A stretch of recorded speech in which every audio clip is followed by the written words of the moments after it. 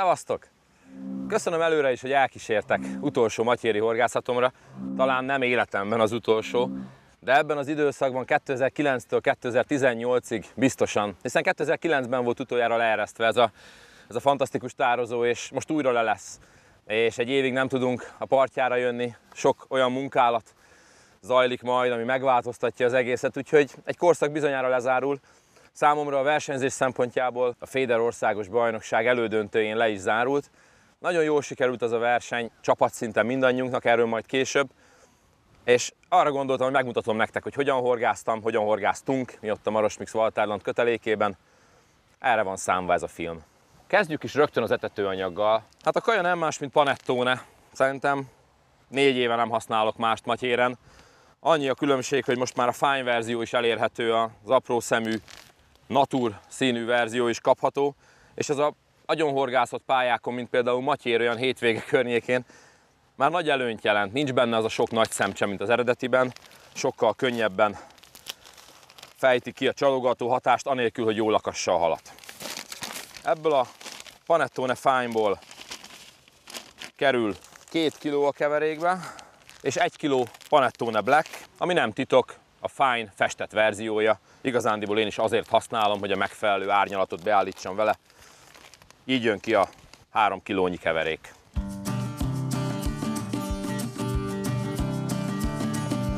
Ehhez a 3 kilónyi száraz anyaghoz egészen pontosan 1,5 liternyi vízre van szükség. De jobb, hogyha nem egyszerre adjuk hozzá ezt a 1,5 liternyi vizet, hanem mondjuk egy bő litert az elején, és a fél litert majd akkor, hogyha felszívta ezt az 1 litert.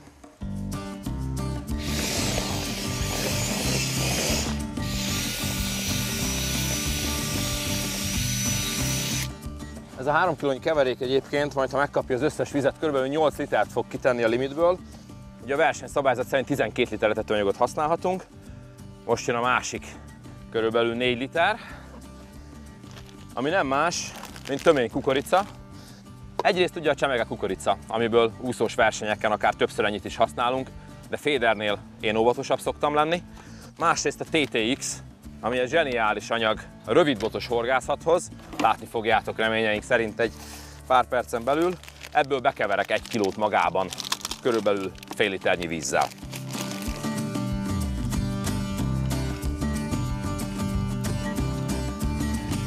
Ezzel a fél liternyi vízzel egyébként a tortú még kifejezetten száraz marad, de ez nagyon fontos, hiszen majd a kukoricát fogjuk vele bejuttatni.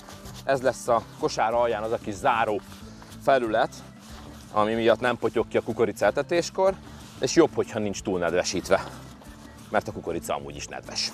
Az is megvan, akkor ránézhetünk újra a kajára. Fel is kapta már ezt a vizet. Ez egyébként azért nagyon fontos, mert bár apró szemű a kaja, de nem homogén, és a nagyobb szemcsék így jobban jutnak vízhez, mint hogyha egyből felöntöttük volna és eláztattuk volna vele az összes aprót. Úgyhogy most megy a maradék fél liter. A fúró.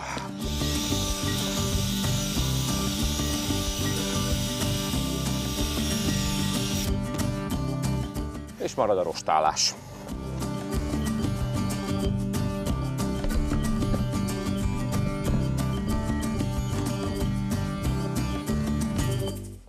Visszatérve az egyéni bajnokságra, így álltam oda a limithez minden nap.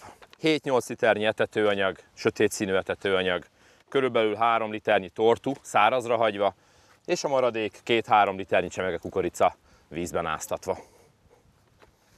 Most, hogy a kaják megvannak, összerakom a botokat, aztán neki is esünk a víznek.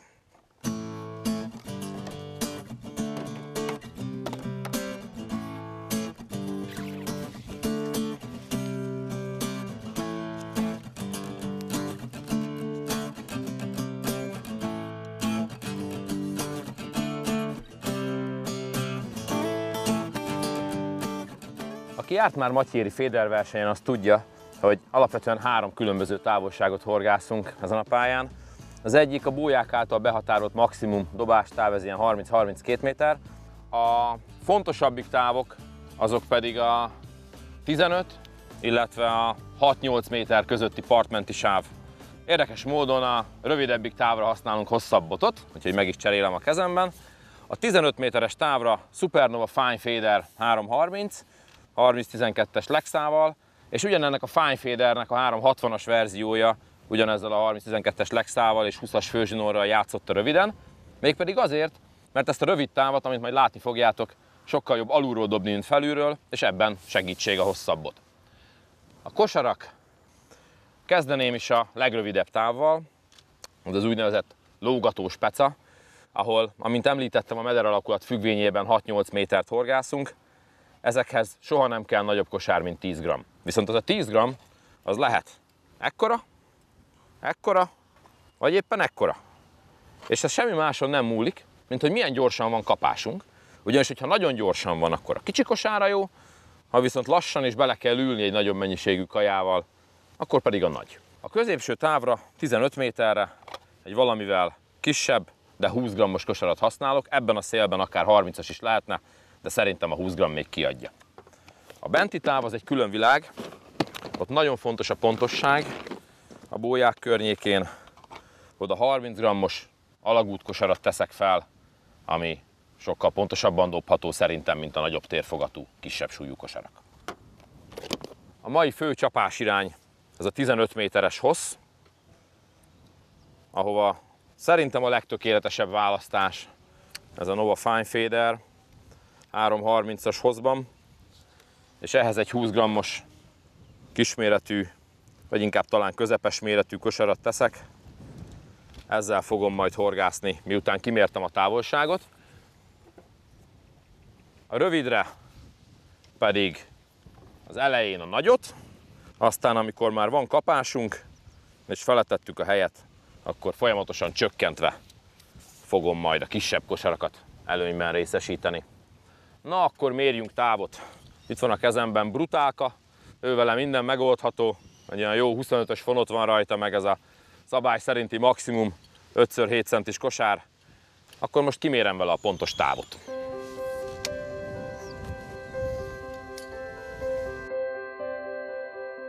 Mehet az etetés.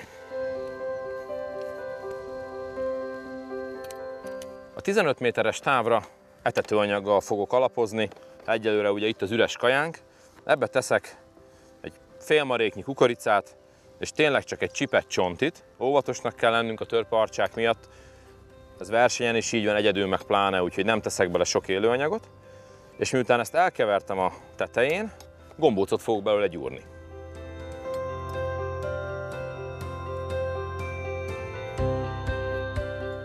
Ez a gombócolós technika Fader versenyeken még mindig nem elterjedt, pedig nagyon hasznos tud lenni. Főleg az alapozó etetés hatásfokát tudjuk vele növelni, és megnyújtani mondjuk még egy órával. Nem kell belőle sok, utána a folyamatos etetés lesz a lényeg. Mivel mindkét távra ugyanazt az alapozó botot használom, ezért értelemszerűen a röviddel kell kezdenünk, hogy utána majd a bentivel lehessen folytatni, miután kiklippelem.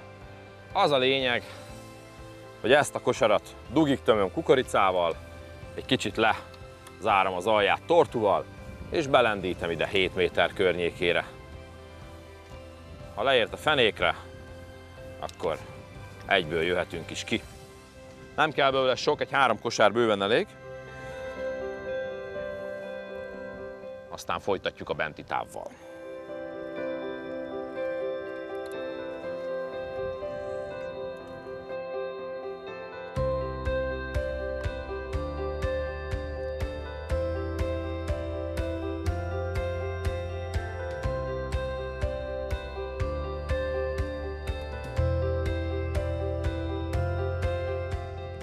Ha ezzel meg vagyunk, akkor kiakasztjuk a klipszet, ami így 15 méternél van fixálva, és mehetnek a gombócok.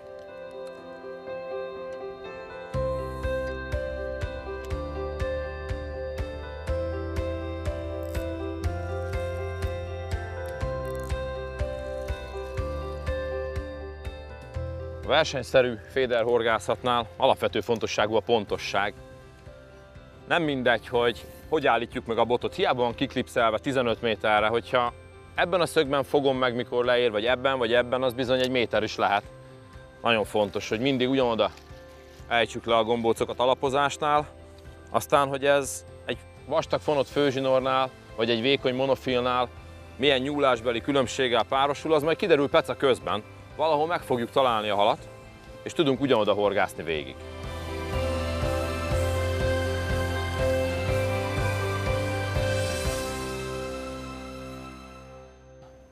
Mivel ez a botom a versenyről még be van állítva 15 méterre, én már bizony bedobok. A 15 méteres távon kezdek, hiszen a bója nem játszik ma. Kukorica a csali, mint szinte végig az elmúlt hétvégén, és egy ilyen közepesen laza töltetű kosárral dobom meg a placot.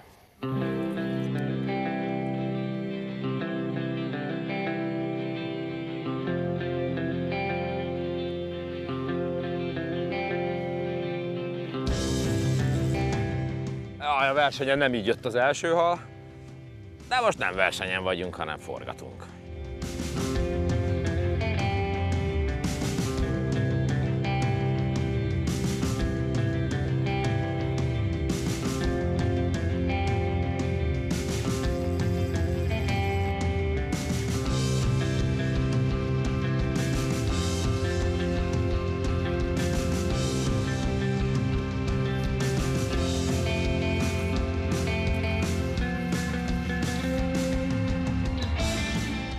Az OB-n 91-en vettünk részt, beültünk egy közel 1,5 kilométeres pályaszakaszt. Természetes, hogy 91 ember alapozó etetése után nem így jön az első kapás, most egyedül vagyok, ez egy másik helyzet. Ezért az OB-n a bóján kezdtünk, vártunk egy 10-15 percet, majd szinte mindenki kiváltott a rövidebb távokra, amikor már elindult a halfogás. Nagyon jó verseny volt.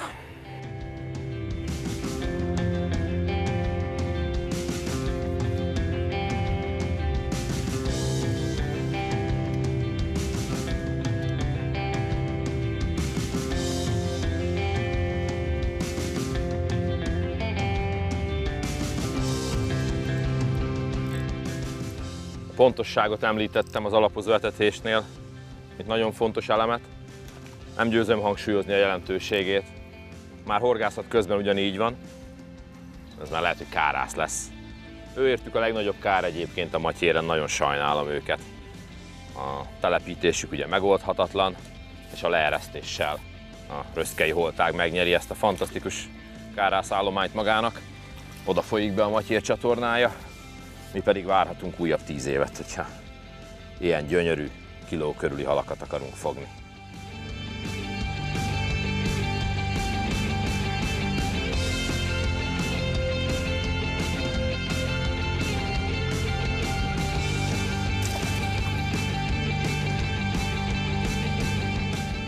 Nem is töltenék több időt ezen a 15 méteres távon, hanem kijövök a rövidre. Na ez az, amitől érdekes lesz ez a mai peca, meglátjátok. Remélem.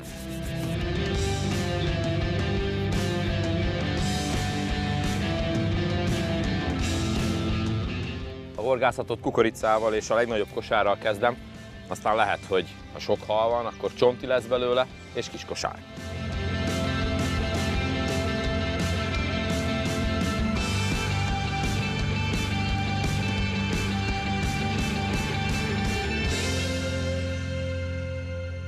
Mivel itt egy viszonylag meredek rézsűn horgászunk, szerintem jobb a zsinort magasan tartani, a botot magas állásba helyezni, ha csak nincs viharos szél. Most mondjuk szél van, de annyira nem viharos, úgyhogy én rögtön meg is emelem a bottartót valahova ide. Után néz ki ez a bottartó magasság, de higgyétek el, van értelme, majd a kapásoknál is látszik, hogy mennyire vehemensen indulnak el ezen a rézsűn, ami bármivel tele lehet, leginkább kagylóval. Nekem jobban tetszik, hogyha ez a zsinór így áll.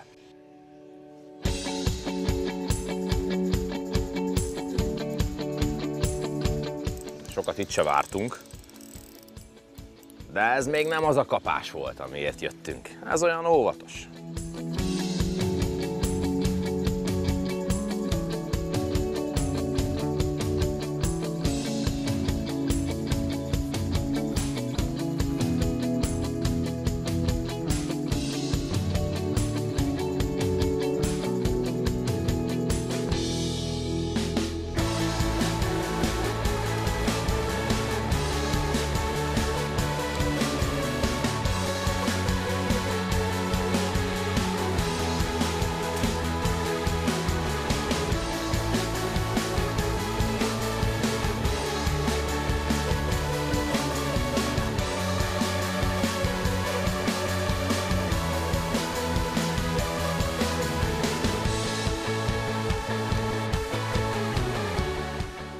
jól működik a belehúzás, amikor mozdulattal kiemeljük a kosárból a kaját, és a horgot behúzzuk a etetőanyag környékére. De azért itt óvatosnak kell lenni, mert az 5 óra alatt, vagy akár csak egy óra alatt is át tud rendeződni a pozíció, a horgászat pozíciója. Egyre beljebb és beljebb tud mosódni az etetőanyag, hiszen egy lejtőn vagyunk, a halak túrják, ahogy akasztjuk, még jobban felkeverik, és hát semmilyen szemcse nem fölfele fog elindulni a lejtőn.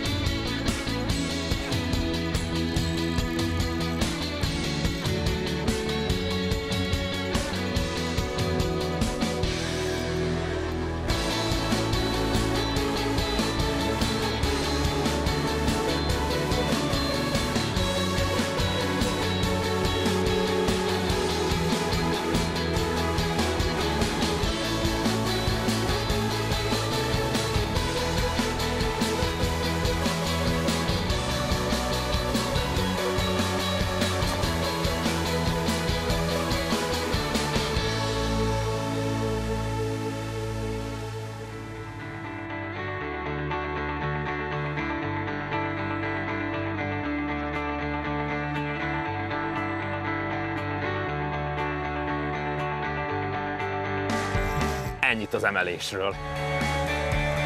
Nagyon sokat számít. Megmozdul az egyszem csali a fenéken, és a helyére kerül.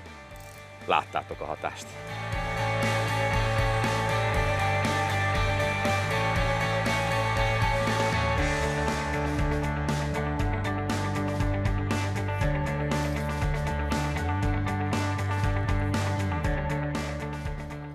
Mondanom sem kell, hogy verseny szempontból ennek a távnak az egyik legnagyobb előnye, hogy félperces fárasztásokkal számolhatunk, nem pedig több perces húzavonával. Nagyon nem mindegy ez a fogható darabszám függvényében. Botról, orsóról, főzsinórról már volt szó, de a végszereléket még nem láttátok. Egy forgókapocs, lehetőleg fekete, lehetőleg matt fekete, ami be van kapcsolva a kosár, ez szabadon csúszik ugye a szabályok szerint, és 2 gumiütközővel rögzítem meg. Az egyik pici fekete, vékonyabb, a kötést hivatott lefedni, a másik nagyobb, puhább anyagú barna pedig már a kapocsnak a felső részét. Ezeket így egymásra tolva jól látjátok a funkciójukat, tompítják az ütközést, ami felülről jön. A közepes méretű forgókapocs után jön a fédergumi, az nem más, mint egy Drennon erőgumi, kb. 20 cm hosszú, 6-os méretű, ezt egy klincsomóval rögzítem felül, alul pedig kötök rá egy 3-as görcsöt, amiben egyszerűen csak belehurkolom az előkét, a végén ezzel a 10-es méretű húskampóval. Ennél az agresszív partszéli pecánál a csali feltűzése sem mindegy, az a jó, ha a kukorica alig van a horgon, és minél nagyobb a szabadon lévő felület. Említettem, hogy a hosszabbik botot használom erre a rövid távra. Amint látjátok, alulról lendítve dobok be, ezt a hosszabb bottal könnyebben meg tudom csinálni, és érdemes is vele fáradozni, ugyanis a locsanás pillanatában visszafogva a kosarat sokkal halkabban tud érkezni, mint hogyha felülről dobtam volna. Lehet, hogy most itt a pálya szélén ülve ez mindegy, de bent a mezőnyben biztosan nem. Minél inkább csendben vagyunk, annál több halat fogunk.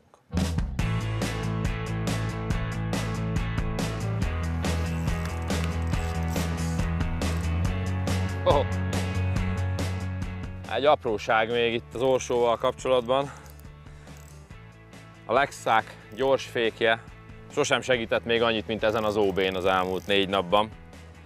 Ugyanis ennél a rövid távú pecánál szépen hangzik, hogy majd visszafele tekert orsóval fárazgatok, de már a kapásnál végem van, hogyha az nincs kellően kilazítva.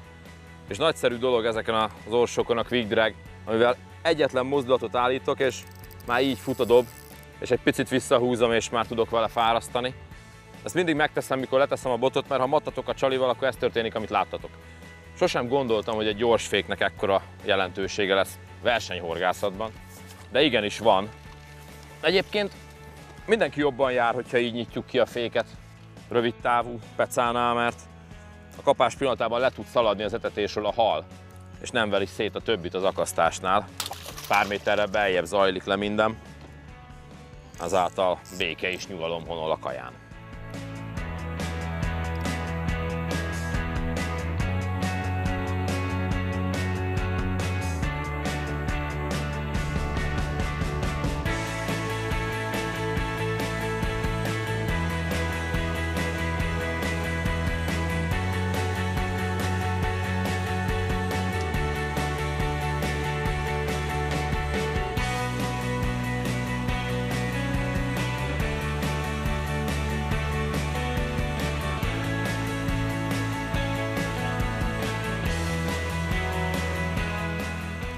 Már az előző halnál el akartam köszönni tőletek, fogtunk már eleget, nem fér bele több a filmbe, de szerencsére nem tettem. Ez nagyobb. Vagy kívülről van, de szerintem szájban van és nagyobb. A kapása nagyon agresszív volt, rohant az elején, és most se jön közelebb olyan könnyen. Vicces dolog valamit 7 méterre akasztani a parttól, és 30-ról megfordítani utána. Nem nagy hal ez sem, nem akkora, mint ami a versenyen jött, de azért nem 1,5 kilós.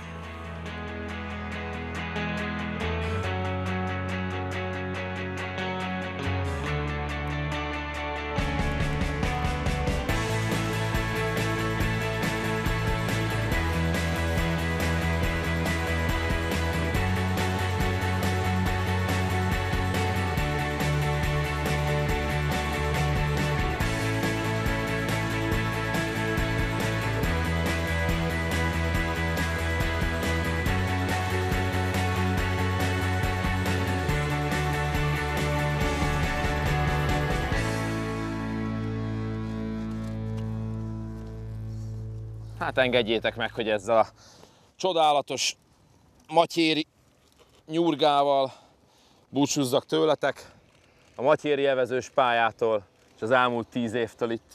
Remélem, hogy az átalakítások után újabb 10 év vár ránk, versenyekkel és örömpecával.